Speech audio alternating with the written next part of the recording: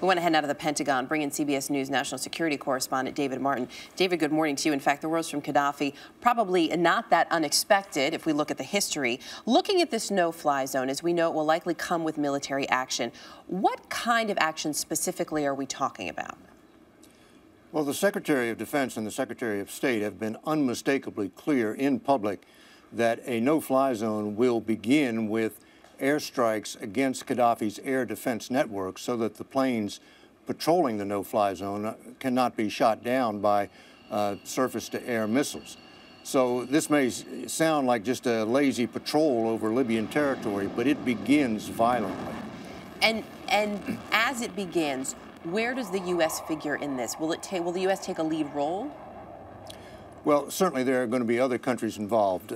Britain's going to be involved. France is going to be involved.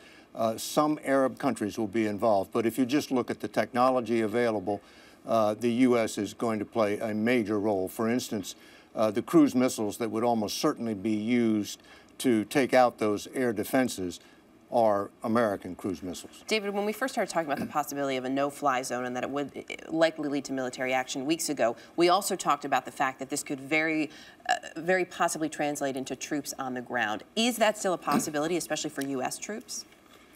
U.S. officials have ruled out putting American boots on the ground, and the UN resolution passed last night specifically says that it does not include an occupation force. And I think the only possible exception to that would be troops going ashore to set up relief stations in the rebel-held areas. So simply as part of a humanitarian effort.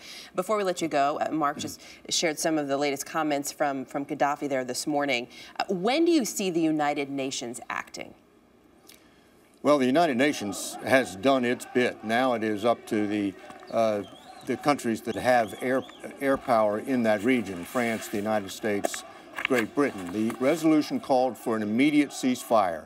There are reports today that he is continuing to shell one of the few remaining rebel-held towns. So he is in violation of the ceasefire, and I think it is just a matter of time here, perhaps hours, perhaps a day or two before this operation begins. We'll be watching it closely. We'll know you'll be following it for us at the Pentagon. David, thanks.